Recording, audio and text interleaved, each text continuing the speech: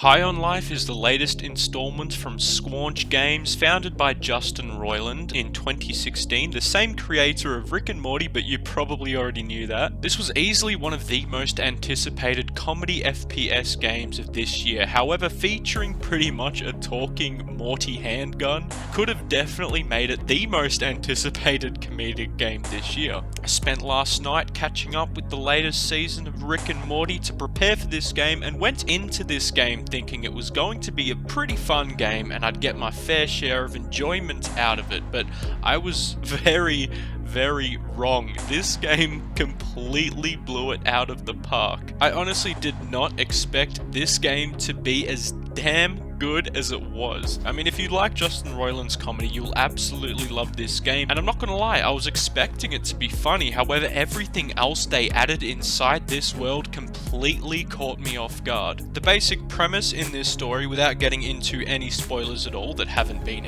revealed outside any trailers, is that this adventure takes place in the future. Aliens come down to Earth and abruptly enslave humans by a malicious intergalactic cartel known as the G3 to use humans as drugs. You become a bounty hunter and navigate through the galaxy to save the human race using weapons called Gatlians. And that's all I'll say about the story, because as simple as it sounds, I promise you, it isn't a simple story. It goes without saying that this is available on Game Pass on the PC and Xbox, so if you have that, open your Game Pass.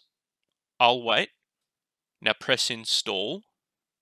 Good. And now you can continue watching the rest of this video. This is not just a funny game, it's awesome, it's heartfelt, and at times downright disturbing and morbid, all in the perfect way. I was initially worried that it would try too hard to be funny, or the talking guns would become bothersome over time. However, even with the option to change the frequency of the chatter, I kept it at frequent because all the Gatlians, the talking weapons, added so much character and comedy to every scene depending on the situation. I won't lie, I played mostly as Kenny during most scenes because Morty's voice is just so damn iconic. But even the TV ads that are very similar to Rick and Morty's mock advertisements were so engaging, I'd find myself spending 10 to 20 minutes at a time just glued to the screens. What completely caught me off guard was the inclusion of many other comedians and even YouTube creators being involved in this project. One of my favorites was Joel Harver. He not only played many hilarious characters, however, he was also given creative freedom with other advertisements that played in the cities or in your home. I mean, I wish I could play some of the shit he said, but like I said, I want you to experience this all yourself. The graphics itself isn't anything to call home about. After all, it's playable on the Xbox One. However, the world itself, the art style and aesthetic, the entire atmosphere and general immersion was so beautiful and creative. Every planet and area you visit is uniquely its own and full of so much life and detail. The cities almost have a stray/cyberpunk feel and tone to it, but the characters inside them is 100% Justin Roiland, which is just a perfect mix for a video game in general. The music was fantastic as well. It was like a mix of like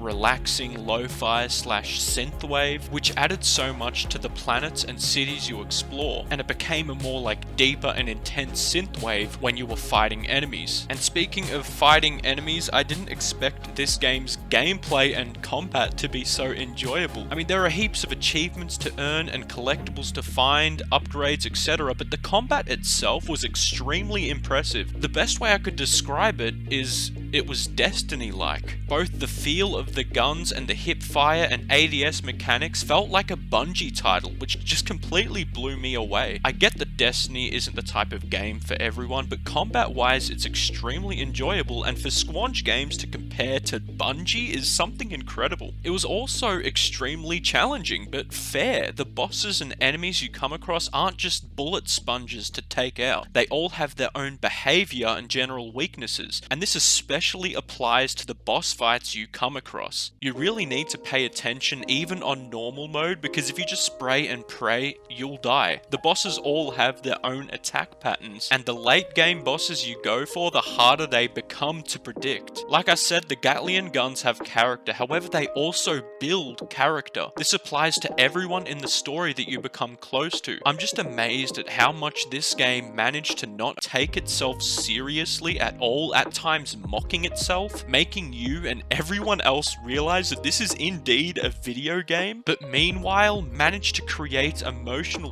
bonds and impacting moments inside the adventure. Even though your character doesn't say a single word, there are moments you feel the player grow, or even experience the emotions they must be feeling. The Gatlians not only grow closer to you, but closer together, which they pulled off so damn perfectly. Words can't even describe how impactful the narrative and themes were. This is an easy 9 out of 10 for me. Maybe higher or lower depending on when I come back and replay the story. However, this is what I feel about it as of right now. In conclusion, the game has everything for someone. The world is beautiful. The combat is extremely enjoyable. The narrative is both wacky but immersive. All the while, you'll be pissing yourself. You'll need another pair of pants. Its playtime overall is pretty decent, being around 8 hours-ish if you focus only on the story. However, if you like Rick and Morty, you'll definitely be spending more time inside the cities and interacting with people or watching the hilarious ads that play. And you'll definitely come back to it. You will definitely come back to it. These are all the elements I could have hoped this game to have, but more. In fact, I almost don't want to compare or relate it to Rick and Morty because it sets itself apart in many ways. This whole game feels uniquely its own. Not saying it's better, just saying it's different. I may make a longer story summary at a later time because I really like this game and the story. However, I'm always open to what people think. If you like this game or dislike this game, let me know your thoughts in the comments down below. If you liked this video, please give it a cheeky click or consider subscribing, as it goes a long way for the growth of the channel. But don't be afraid to let me know what you disliked about this review or what you disliked about the game, as I'm always open to other opinions. But for now, that'll be the end for today's cheeky flick. I appreciate it if you watched until the end of this video, and as always, stay safe, stay sexy, stay humble. Mwah, mwah, mwah.